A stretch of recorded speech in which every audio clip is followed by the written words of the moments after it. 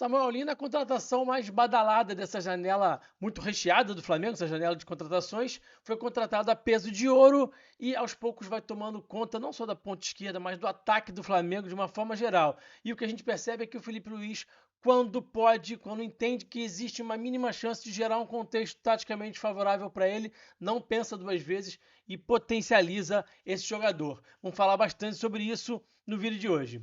E aí, vamos falar de tática?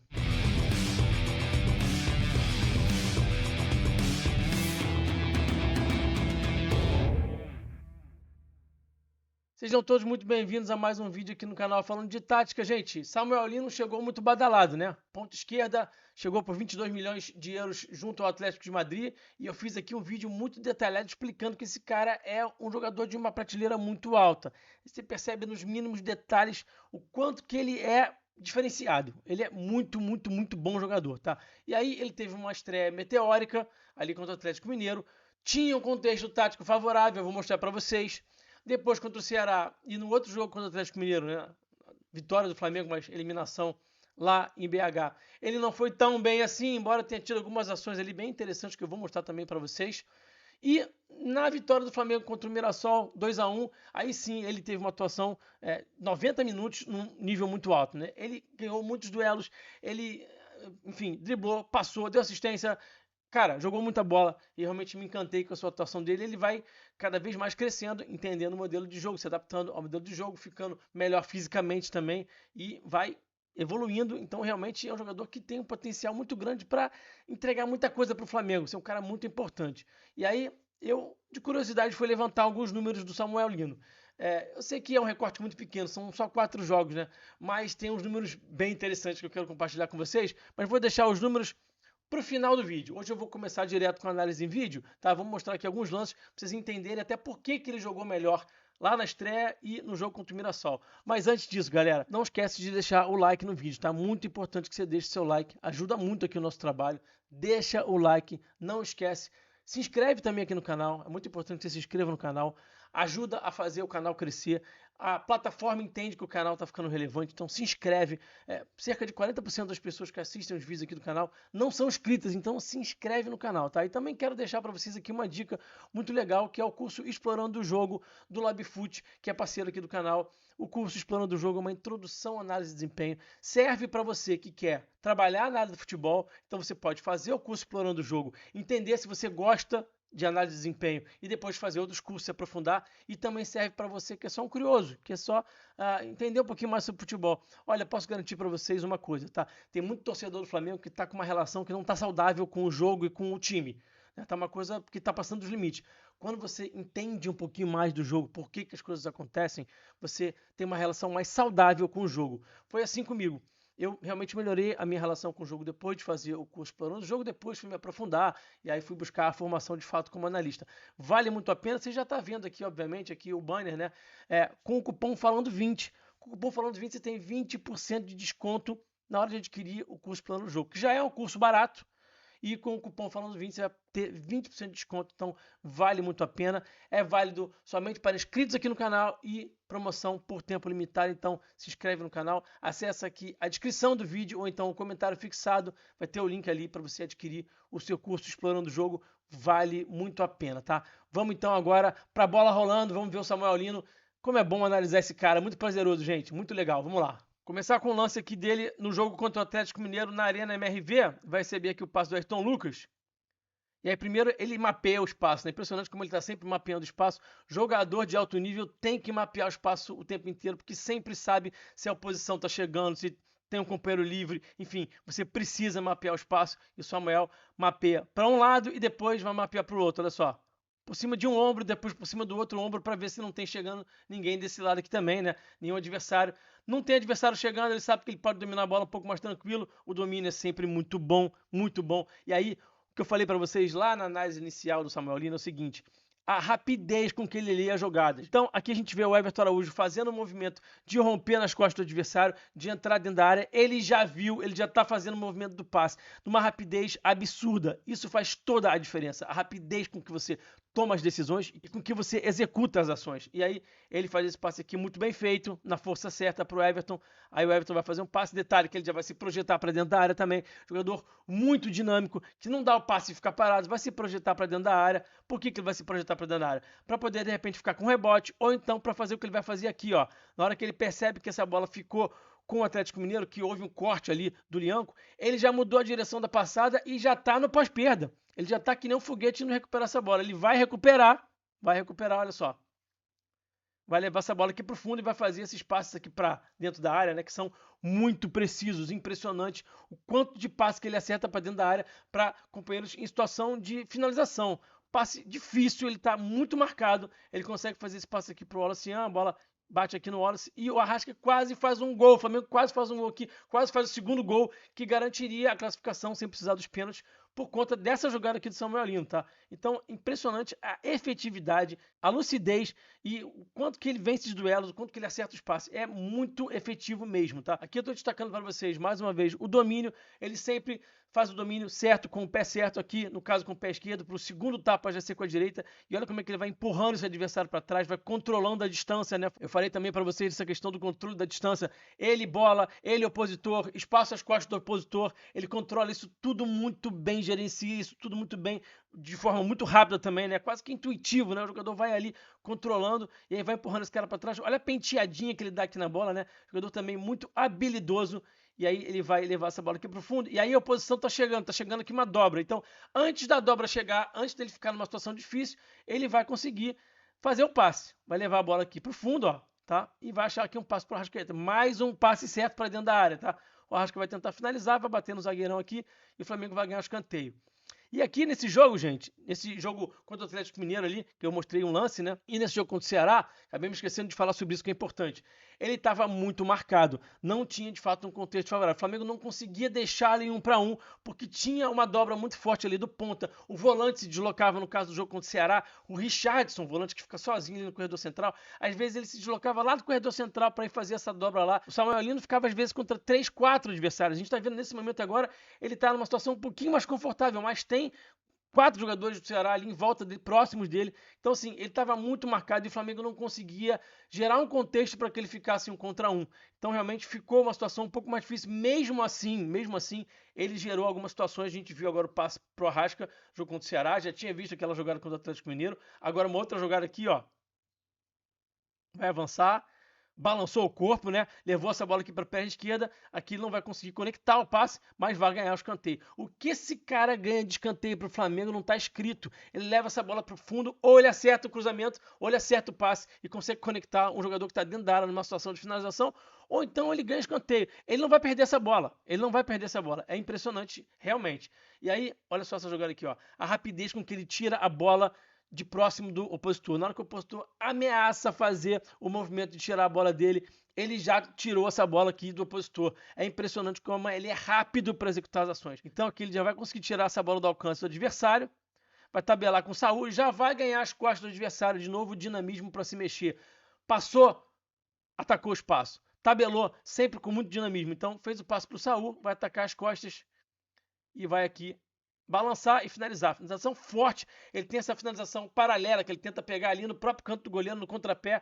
Ainda não fez esse gol, mas ó, tá maduro, hein? Daqui a pouquinho esse gol do Samuel Lino no mesmo canto do goleiro, nesse chutezinho paralelo que ele dá, sai, hein? Tô avisando pra vocês, hein? Daqui a pouco esse gol sai.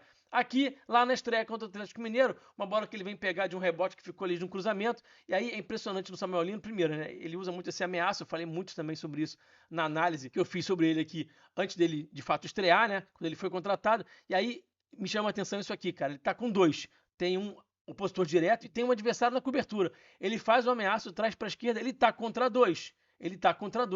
E o Samuel Lino consegue, numa situação de 1 contra 2, de desvantagem numérica, estar em vantagem qualitativa, porque ele consegue vencer aqui esse duelo. Ele faz o ameaço, ele obriga o outro opositor que estava na cobertura a chegar mais perto, ele já eliminou aquele que estava mais próximo, e aí cruza e acerta o cruzamento. A efetividade dos passes, dos cruzamentos, chama muito atenção.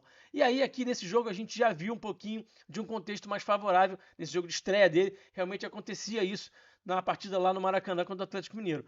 Quando o Flamengo conseguia pesar o lado direito, quando tinha uma situação que pesava o lado direito, acontecia o quê? O Flamengo conseguia achar uma bola aqui para ele no lado oposto. Então aqui o Saul recebeu essa bola. Assim que ele percebe que o Saul, vamos falar de novo de velocidade, de leitura, de tomada de decisão, ele leu muito rápido que essa bola ficou livre ali para o Saul, que o Saul está com essa bola descoberta, que ele tem uma possibilidade de achar um passe. Ele já está perfilando para atacar a profundidade. É muito rápido, muito rápido. Então o Saul vai fazer aqui um belo passe e aí ele fica numa situação aqui bastante confortável, de 1 para 1, né? Aí é do jeito que ele gosta e o zagueiro já fica desesperado, né? Vocês já sabem o que ele fez com o Lianco aqui, mas a gente vai ver de novo, porque a gente gosta de ver, né? Ele já leu que o espaço que ele tem livre, que ele vai atacar, é aquele espaço ali. Ali não tem ninguém que vai chegar a tempo de conseguir fazer uma cobertura ali. Então ele faz aqui um pequeno ameaço, muito rapidinho, só para deixar o Lianco totalmente sem pai nem mãe, e aí ele vai avançar e vai fazer aqui a finalização, e o Everson vai fazer uma grande defesa. Então tinha esse contexto, o Flamengo conseguia pesar um lado do campo, tá? E trazia aqui a bola para o Samuel Lino poder ficar em 1 contra 1. E aqui você via, inclusive, o Ayrton fixando a marcação. Então é importante que a gente vá percebendo esses detalhes para a gente notar se na sequência dos jogos o Felipe vai forçar, no bom sentido, né, esse tipo de jogada com o lateral fixando por dentro um jogador para poder deixar o Samuel Lino em 1 contra 1. A gente percebe que isso vai amadurecendo aos poucos e a gente entende que cada vez mais, quando for possível, o Felipe vai gerar esse tipo de movimento aqui para que o Samuel Lino tenha mais tempo e espaço nesse 1 para 1 e aí ele vai levar para o fundo. Ele espera de novo, né? O momento que o adversário vai dar o bote para ele poder levar essa bola para o fundo. Na hora que o cara tira o pé do chão, tá ameaçando fazer aquele bote ali, ele vai levar essa bola para o fundo e mais uma vez, ó, ele vai fazer um passe para dentro da área e vai acertar o passe. Aqui o Wallace furou, estava muito marcado sim, mas ele conseguiu conectar esse passe. Impressionante a quantidade de passes dentro da área que esse cara conecta, cara. É impressionante, tá?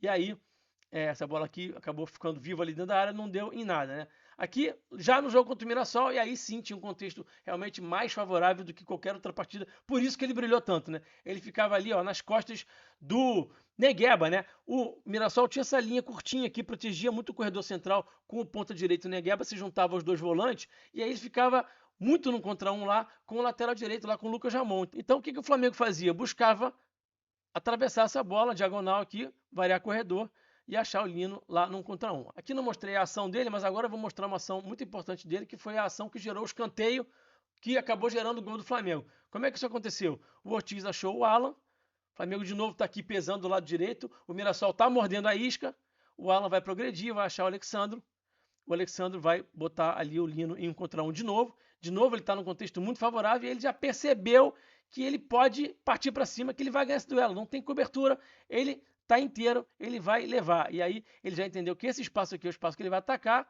traz para dentro, finaliza, e aí essa bola desvia e acaba gerando o escanteio. Depois do escanteio tem esse lance que eu vou mostrar agora para vocês, que é ele atacando aqui o espaço, recebendo a bola do Arrascaeta e cruzando de canhota para essa assistência belíssima para o gol do Léo Pereira.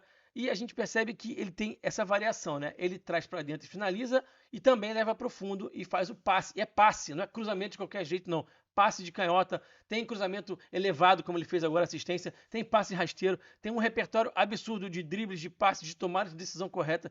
Um jogador realmente que está impressionando. E aqui o Rossi já criando ali um entrosamento com ele, fez uma defesa, ficou com a bola, avançou, olhou ali o movimento do Lino, a gente não está vendo agora na imagem, mas a gente vai ver agora, ó, ele ganhando as costas aqui do adversário. Aqui o domínio não foi aquele perfeito que ele normalmente faz, aqui a bola escapou um pouquinho, então ele preferiu dar a volta aqui e não tentar uma jogada mais arriscada ali. Volta, acha aqui o Arrascaeta, então ele é um jogador que não vai perder a bola, muito consciente com a bola, realmente ele quase nunca vai perder a bola, quase nunca vai perder a jogada. Ele achou esse passe aqui pro Arrasca de forma muito consciente e o Flamengo manteve a posse de bola. E aqui mais uma vez o contexto do Mirassol pesando o lado esquerdo, seu lado esquerdo, o Flamengo conseguindo trazer jogadores do Mirassol para esse lado do campo, pesando o seu lado direito e depois trazendo a bola aqui para o lado esquerdo do Flamengo, variando esse corredor, né, atravessando de um corredor para o outro. O Alan achando aqui o Arrasca achando o Lino, e aí ele vai de novo, ó, balançar e vai finalizar. E de novo, ó, pertinho da trave. Tô falando que esse gol ali no canto do goleiro tá amadurecendo, gente. Tô falando. Aqui, ó, de novo. Situação de 1 para 1, ele vai partir para cima. Ele já entendeu que ele tem esse espaço aqui para poder atacar, não tem uma cobertura, e ele vai levar essa bola para o fundo. E vai, mais uma vez, ganhar um escanteio. Impressionante. Como eu falei para vocês, ou ganha escanteio ou conecta um passe dentro da área. Realmente impressiona. Aqui, ó, um pouquinho mais por dentro, trocou de posição com a Arrasca. Léo Pereira vai achar um passe aqui para ele. Aliás, primeiro pro Arrasca, o Arrasca vai conectar aqui de primeira para ele, só escorando aqui pro Arrasca. Essa dupla tá se entrosando, hein? Essa dupla tá se entrosando. O Arrasca vai devolver também de primeira para ele, ó.